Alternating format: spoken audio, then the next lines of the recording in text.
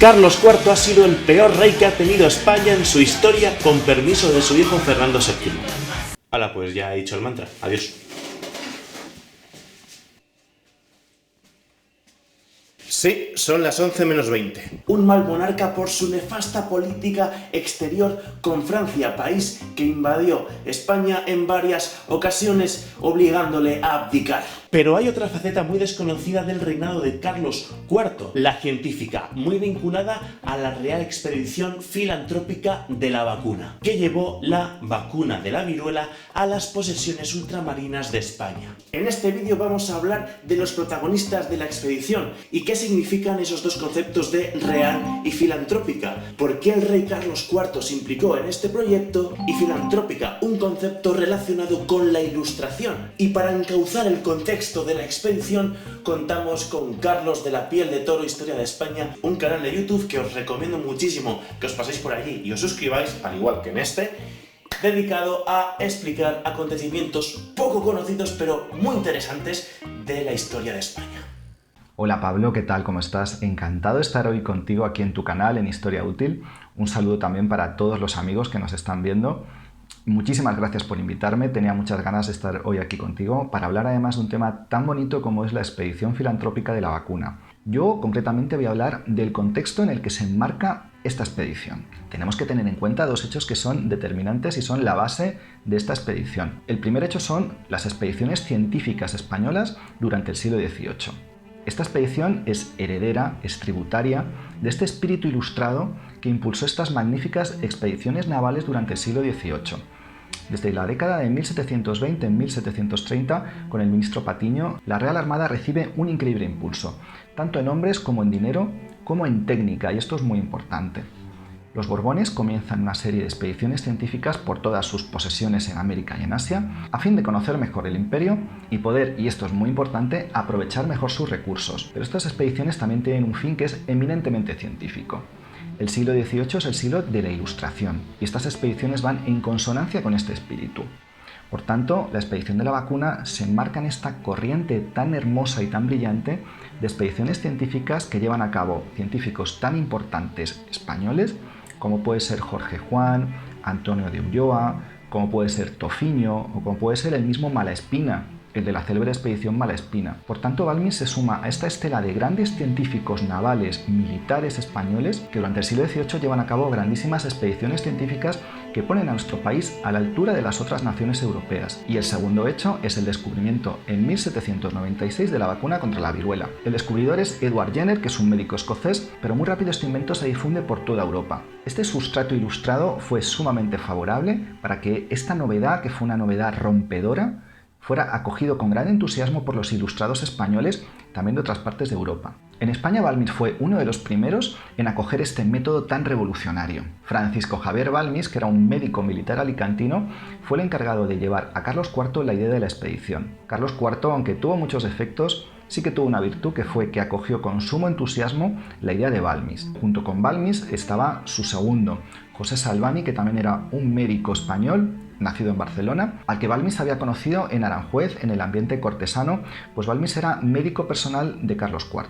Y tampoco nos podemos olvidar de la enfermera gallega Isabel Zendal. Esta fue la encargada de cuidar y educar durante todo el viaje hasta México a los 22 niños españoles que hicieron de reservorio humano de la vacuna. Por tanto, la expedición de la vacuna es muy significativa, aparte por lo que hizo, por lo que significó. Fue la confluencia, fue la mezcla de la tradición española de las expediciones científicas ilustradas de todo el siglo XVIII y de un invento que fue fundamental para la historia de la medicina, como fue el descubrimiento de la vacuna. Esto nos habla de la apertura de la España ilustrada a todas las novedades europeas. Y esto es muy importante, pues nosotros no solamente recepcionamos y acogimos la vacuna inglesa inventada muy pocos años antes, sino que España se dedicó a expandirla por literalmente medio mundo. Pues bueno, espero que os haya gustado este esbozo de estos tres personajes principales y del contexto de la expedición de la vacuna. Yo por mi parte mando un saludo muy grande a Pablo, le agradezco otra vez que me haya invitado a estar aquí con vosotros para hablar de este tema tan bonito y os dejo con su vídeo, que ya veréis cómo va a ser fantástico. Un saludo para todos y hasta luego. Gracias, Carlos, por la explicación de este contexto. Así es, de la mano de España el remedio llegó a medio mundo. Por eso la expedición está considerada como la primera campaña mundial de vacunación. Sobre el doctor Balmis, que da nombre a la expedición, diremos que había trabajado entre Cuba y el Virreinato de la Nueva España entre 1783 y 1792, 9 años en los que investiga y obtiene remedios contra la sífilis a partir de infusiones con plantas y demás recursos botánicos que había investigado, y por ello vuelve a la metrópoli para propagar el remedio como médico de cámara del rey. Conoce el continente, además ha traducido al castellano el Tratado de la Vacuna de Jenner, ese médico inglés que descubrió que infectando a los seres humanos con la viruela de la vaca, el cuerpo humano creaba defensas para combatir esa enfermedad que a la vez servían para frenar la viruela humana. La expedición tiene como misiones vacunar, enseñar a vacunar y organizar una estructura que mantenga la vacunación. Para ello, en la metrópoli se habían establecido tareas, responsabilidades y protocolos a implantar en cada territorio junto al programa para que perdurase en el tiempo y se mantuviese tras la partida de los expedicionarios a otros lugares. Pero ¿qué ocurre? Cuando Balmis llegue a la Nueva España se encontrará con que sus autoridades han conseguido la vacuna por sus propios medios al margen de la metrópoli, porque quedan dentro de la red de intercambios científicos internacionales y ya están organizando su propia estructura para vacunar. Dos administraciones, un mismo fin, dos métodos muy parecidos, choque de competencias. ¿Os suena? Por cierto, recordemos que al comienzo del primer estado de alarma, el ejército bautizó como Operación Balmis el despliegue de las Fuerzas Armadas para apoyar la lucha contra la pandemia.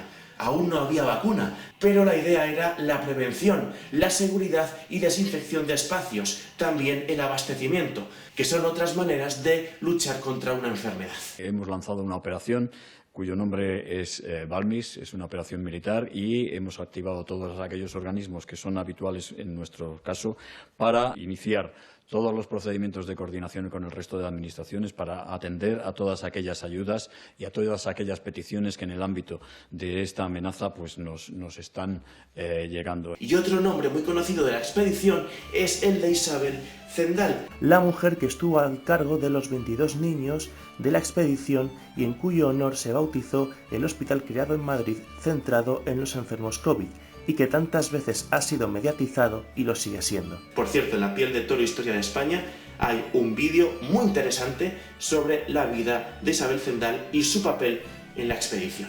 ¿Que por qué se utilizaron a 22 niños para transportar el fluido de la vacuna? El primer niño fue infectado con la viruela de la vaca.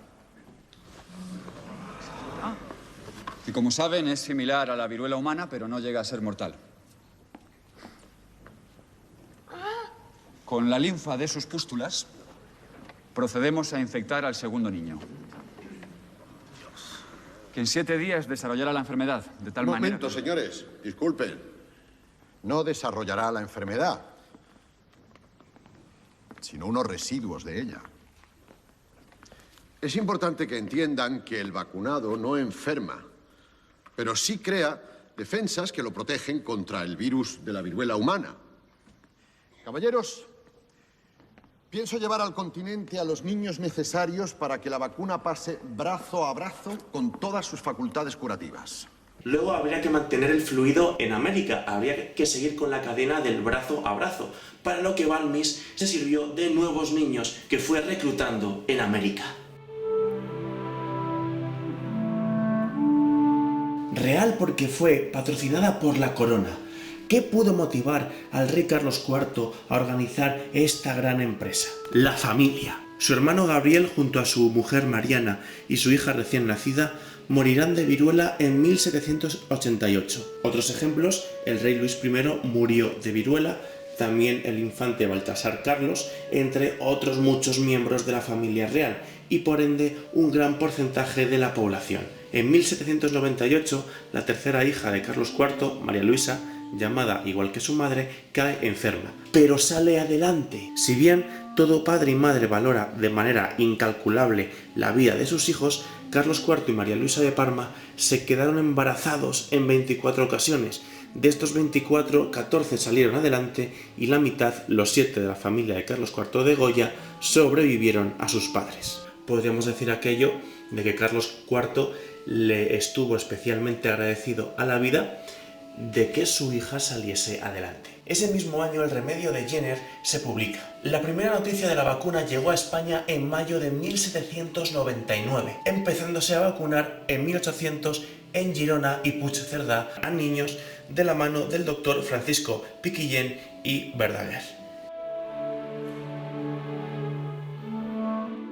Filantrópica, concepto relacionado con la universalidad, no se cobrará y todos los súbditos tendrán derecho a ella, como hoy los calendarios sistemáticos de vacunación, porque responde la filantropía al afán ilustrado de difundir conocimientos científicos y sus beneficios. Aparte de la finalidad científica que nos ha comentado Carlos en el contexto, estas expediciones sirven para informar a la corona de la situación política de las posesiones ultramarinas, a las que acuden con la misión de Madrid de conocer ese territorio en vistas a la toma de decisiones desde la corte. Es la época de las conocidas como reformas borbónicas, que buscan reorganizar el territorio para legitimar el poder de la corona en diferentes aspectos: el militar, el económico, el administrativo, etc. La administrativa, por ejemplo, el virreinato del Perú se desgaja en el virreinato de la Nueva Granada y del Río de la Plata, con administradores, virreyes y demás burocracia no familiarizada con la relación entre peninsulares y americanos. Pago de impuestos se lleva a una figura específica, los intendentes, para garantizar este cobro al margen, insistimos, de esa relación, esa dependencia que existía entre las élites criollas americanas y los peninsulares. Y llevar la vacuna de la viruela a América tendrá esta doble finalidad también: organizar la implantación del remedio científico y que esa organización refuerce el poder de la metrópoli frente a la administración colonial, lo cual entrará en conflicto con el proyecto vacunador del virrey de la Nueva España, donde se entiende que Madrid, la metrópoli, está desestimando estas iniciativas coloniales que buscaban lo mismo: prevenir la viruela y defender el poder. Como conclusión podríamos decir que los conflictos por vacunar de manera oficial en lugares donde la colonia ya lo estaba haciendo no le quita mérito a los unos ni a los otros, porque la finalidad era la misma. Pasado el tiempo, pasados los protagonismos, con la independencia ya consolidada, se reveló el interés común de las dos partes: organizar la lucha contra la viruela. En 1980, la OMS declaró la viruela una enfermedad erradicada, un hito en cuya historia la Real Expedición Filantrópica de la Vacuna fue trascendental. Pues hasta aquí el vídeo, espero que os haya gustado, muchas gracias a Carlos por la colaboración y nos vemos muy pronto.